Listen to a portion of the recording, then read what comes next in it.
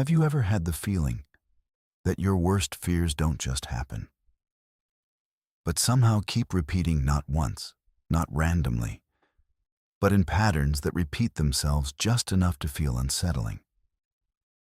A conversation goes wrong in the exact way you imagined. An opportunity slips away right when you start doubting it. A relationship ends in the same way you were quietly trying to avoid. And after a while, it stops feeling like coincidence. It starts feeling like proof. Like somehow, you already knew. But there's a deeper and more uncomfortable question hiding beneath that feeling. What if you didn't predict those outcomes at all, but slowly trained your life to move toward them, not intentionally, not consciously, but through something much quieter that has been shaping your experience from the background? Because anxiety is often misunderstood as just an emotional reaction to uncertainty, something that appears when the future feels unstable and disappears when things settle down. But anxiety is not passive. It doesn't simply react to what might happen. It rehearses it. Your mind doesn't wait for reality to unfold. It begins simulating possibilities long before anything actually occurs. It imagines rejection, anticipates failure, prepares for loss. And it does this repeatedly until those imagined futures begin to feel familiar. And what feels familiar begins to feel real. This is where something subtle begins to shift. You are no longer just thinking about a possible outcome. You start moving as if it is already approaching. There is a slight hesitation before you speak, a small tension in your body, a barely noticeable delay in your response. None of these changes are dramatic, but they are enough. Enough to change how you show up, enough to influence how others respond to you, and enough to begin shaping what happens next. So when the outcome finally unfolds in a way that feels familiar, it appears to confirm what you feared all along. See, I knew it.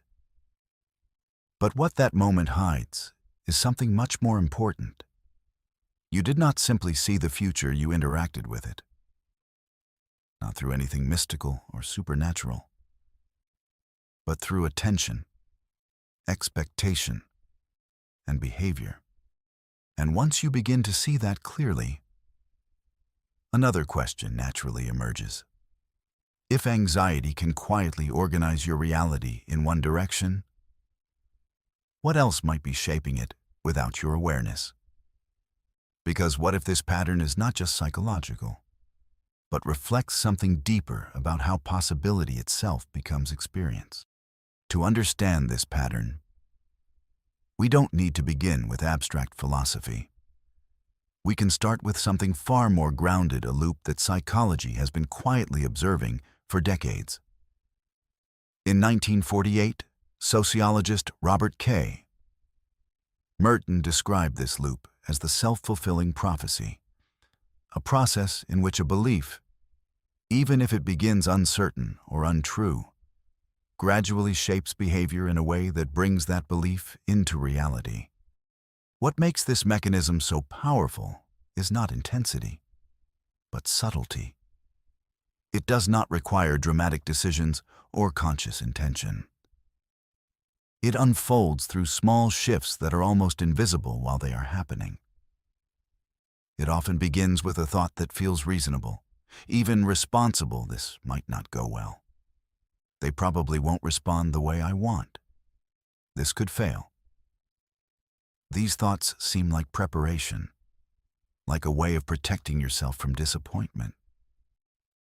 But preparation can quietly become expectation. And expectation, repeated often enough, starts shaping behavior before anything even happens. Because the brain does not treat repeated thoughts as neutral. It treats them as signals. And once something becomes a signal, your system begins preparing for it. Not consciously, but behaviorally. You may speak a little less clearly, hesitate slightly longer, or hold back at the exact moment clarity is needed. Each change seems insignificant on its own, but together they begin to shape how you are perceived. And people don't respond to your internal thoughts, they respond to what they can sense externally, your tone, your timing, your presence. Which means even if you never say it out loud, what you expect is still being communicated. So opportunities begin to shift, not dramatically, but just enough. Enough to move slightly away from you. Not because you weren't capable, but because something in you had already started holding back. And when that happens, it feels like confirmation. See, I knew it. But in reality, nothing was proven. The loop simply completed itself. This loop is reinforced by a system in your brain known as the Reticular Activating System, or RAS. Its role is to filter reality. At any given moment, your brain is receiving more information than it can consciously process. So it selects what to focus on based on what seems important, especially what carries emotional weight. And anxiety provides very clear instructions about what matters. If you fear rejection, your attention becomes tuned to detect rejection. If you fear failure, you begin noticing mistakes. If you fear judgment, you become highly sensitive to subtle reactions. Not because these things are everywhere, but because your system has been trained to look for them. Over time, your experience of reality becomes curated not by the world itself, but by what you are repeatedly focusing on. A neutral message feels distant. A brief pause feels like disapproval. A small mistake feels like confirmation of something larger. And beneath all of this, your body is already responding. Anxiety is not just a pattern of thought, it is a physiological state. Your breathing shifts, your muscles tighten, your attention narrows, and without realizing it, you begin moving through life in a slightly more guarded way, slightly more hesitant, slightly more withdrawn. And once again, people respond to that. So what you experience next doesn't feel created. It feels confirmed. So the loop deepens. Thought shapes state. State shapes behavior. Behavior shapes response, and response reinforces thought. What began as a quiet expectation gradually becomes a lived experience. And after enough repetition, it no longer feels like a pattern at all. It feels like reality itself. But even this is not the full picture, because it explains how the loop works, but not why it can feel so precise, so consistent, almost as if your reality is slowly narrowing around a single outcome. To understand that, we need a different lens, not from psychology, but from physics. To go further, we need to step into a domain that is often misunderstood, but incredibly useful when approached carefully: the world of quantum physics. Not because it proves that your thoughts directly shape reality in a literal sense, but because it reveals a structure, a pattern, that closely mirrors how human experience unfolds. One of the most well-known experiments in physics is called the double-slit experiment. At first, it appears simple. Tiny particles, such as electrons, are fired toward a barrier with two narrow openings. And behind that barrier is a screen that records where they land. But what scientists observed through this experiment challenged the way we understand reality at a fundamental level. When no measurement is applied, the particles do not behave like solid objects. Instead, they behave like waves. Rather than passing through one slit or the other, they pass through both simultaneously, creating a pattern that suggests multiple possibilities are being expressed at once. In this state, the particle does not exist in a single position. It exists as a range of potential outcomes, a superposition. But the moment a measuring device is introduced to determine which path the particle takes, something changes. The wave-like pattern disappears, and the particle behaves as if it has chosen a single, definite path. Possibility gives way to a specific outcome. This phenomenon is often referred to as the observer effect, and this is where it is frequently misunderstood. In physics, observation does not mean a conscious mind watching something happen. It means interaction. In order to measure the particle, the system must physically interact with it, exchanging energy or information.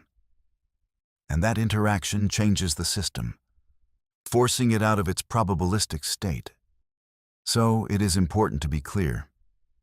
Your thoughts are not collapsing quantum particles in your daily life. Your fears are not directly manipulating external events through some hidden force. And yet, the structure of this principle, the way possibility becomes outcome through interaction, is deeply relevant as a metaphor. Because in your life, the future is not a single fixed path. It is a field of possibilities. A conversation can unfold in different ways. A decision can lead to multiple outcomes. A relationship can move in more than one direction. And just like in the experiment, nothing is fully determined until something engages with it. In human experience, that interaction is not a measuring device. It is attention. More precisely, it is attention combined with emotion.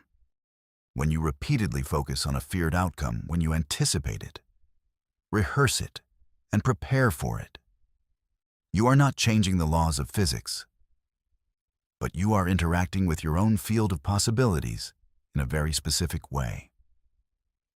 You are narrowing your perception, biasing your interpretation, and shaping your responses. Fear does not reach into the external world and force events to happen. It organizes how you meet those events. It influences what you notice, what you expect, and how you act in subtle but cumulative ways.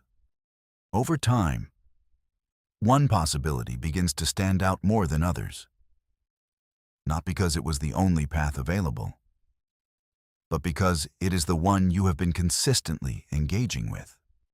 In that sense, fear functions like a kind of repeated measurement. It keeps returning to the same scenario, the same expectation, the same internal rehearsal.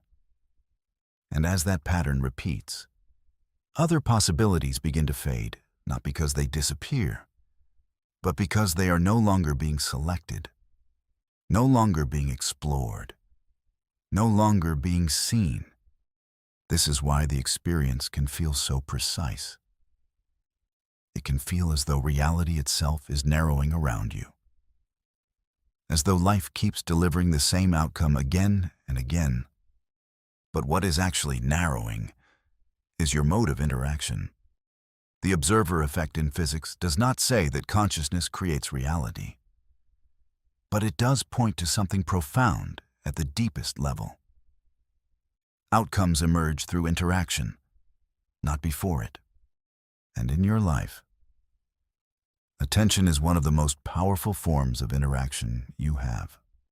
So when anxiety becomes the lens through which you observe everything, when fear becomes the position you are consistently operating from, you are not just feeling a certain way.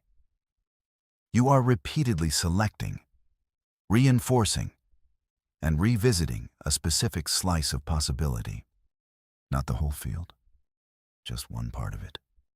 And if that is true, then something equally important must also be true.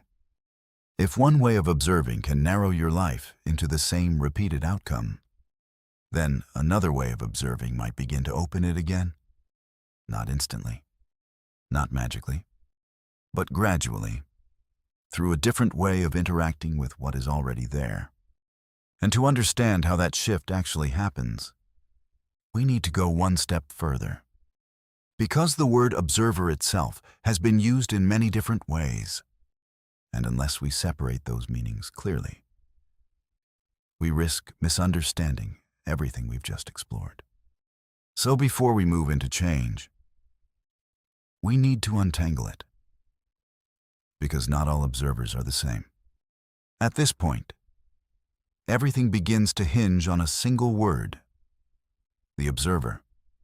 It has appeared in psychology, in your personal experience, and in physics. And because the same word is used across these different domains, it is easy to blur them together and draw conclusions that feel intuitive, but are not accurate.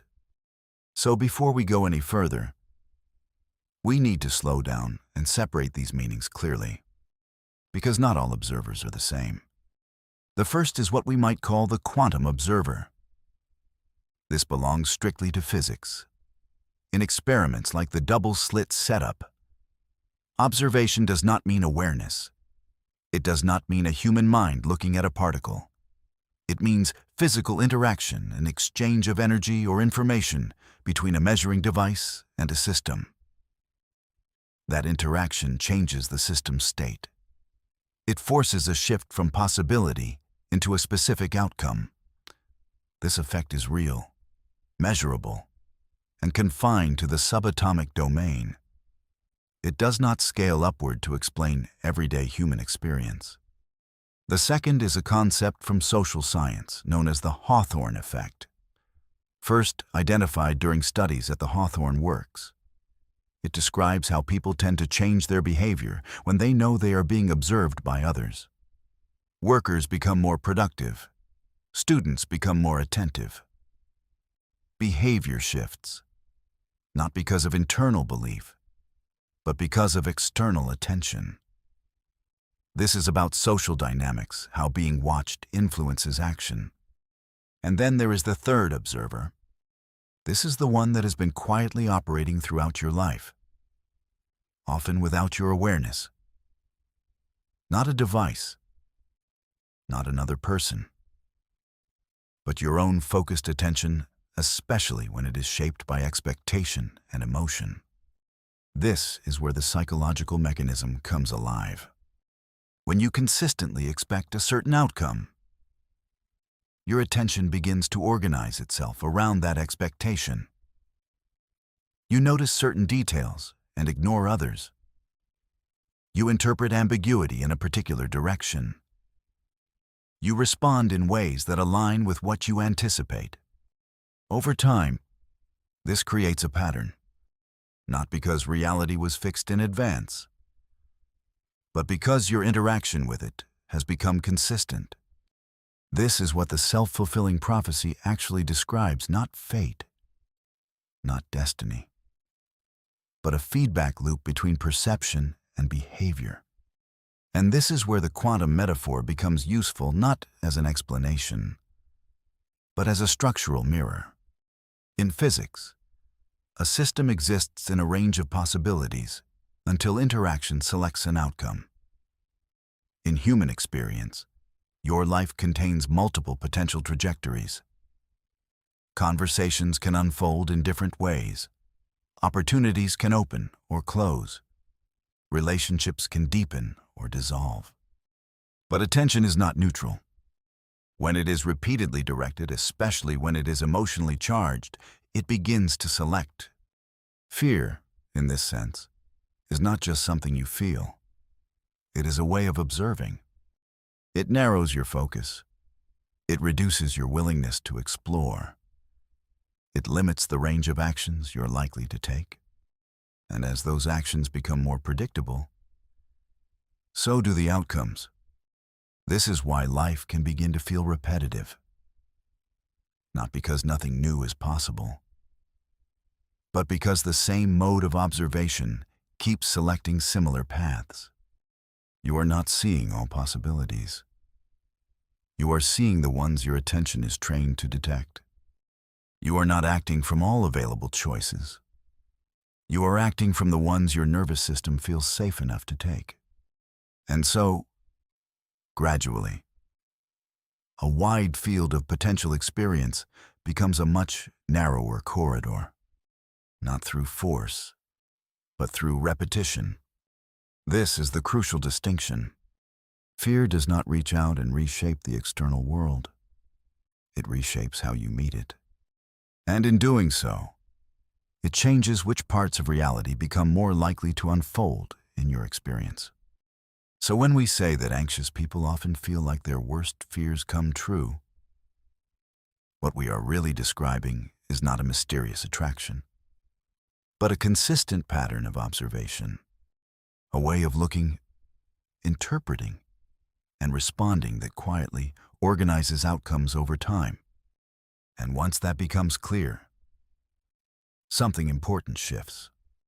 Because if fear is not the enemy, but a mode of observation, then the goal is no longer to eliminate it. The goal is to stop letting it sit in the observer's seat, which leads to the only question that really matters. If the observer has been shaped by fear, can it be reshaped? And if it can, what does that actually look like in real, everyday life? That is where change begins. Understanding the pattern is one thing. Changing it requires something more precise. Because if anxiety has been shaping your reality through the way you observe and respond, then the shift does not happen by thinking differently in general. It happens through very specific micro-actions, repeated in real moments. So instead of asking, "How do I fix my anxiety?" we simplify the question, "What do I do the next time fear shows up?" Everything begins there. The first step is interrupting identification. When anxiety appears, most people collapse into it instantly. "I'm anxious. This is bad. Something's wrong." That reaction strengthens the loop. So the first thing you do is not to calm it down. It is to separate from it. You say, internally fear is here. Not I am fear. Just fear is present. Then you pause for a few seconds and locate it physically. In your chest, in your stomach, in your throat. You are not trying to remove it. You are observing it without reacting. This alone already shifts the observer. Because the moment you can see fear, you are no longer fully inside it. The second step is stop the automatic prediction. Anxiety is not just a feeling, it is a story generator. This will go wrong. They will reject me. I will mess this up.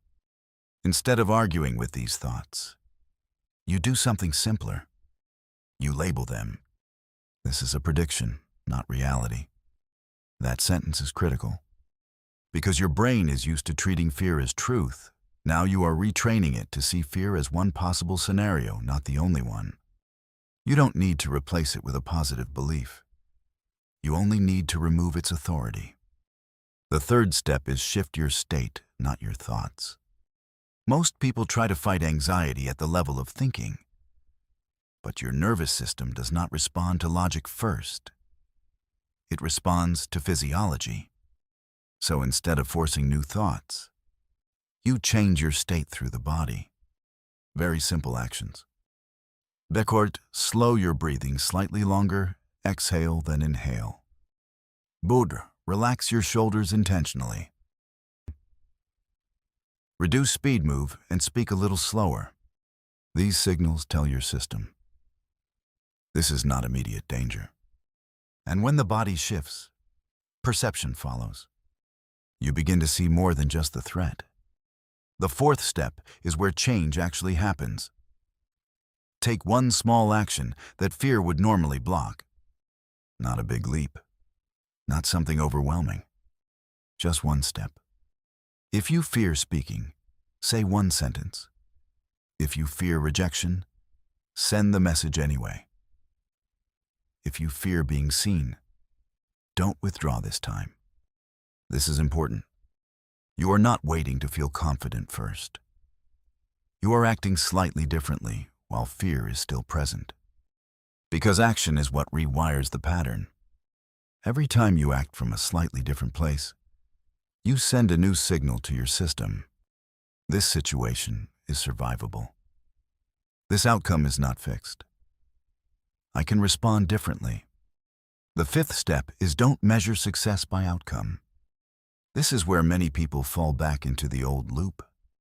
If the result is not perfect, they think, see, it didn't work. But that is the old observer speaking again. The new measure is different. Did you notice the fear separate from it? Interrupt the prediction. Shift your state. Take one aligned action. If yes, then the pattern has already begun to change, because you are no longer repeating it automatically. And this is how the shift really works. Not through one breakthrough moment, but through many small interruptions of the same loop. At first, nothing seems different. Then, something subtle changes. You react a little less. You hesitate a little less.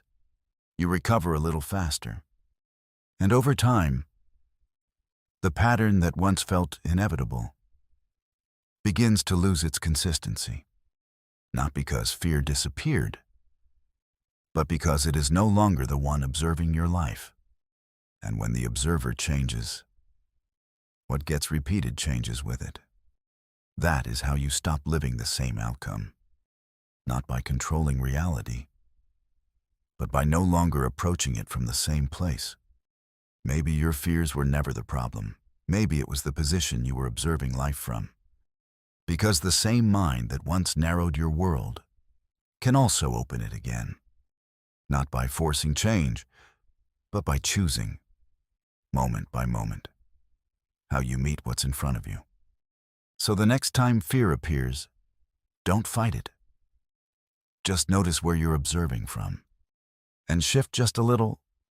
If this perspective resonated with you, take a moment to pause and ask yourself, what am I repeatedly expecting that I'm ready to stop rehearsing? And if you're exploring consciousness, patterns, and the deeper mechanics of how reality unfolds, this is exactly what this channel is here for.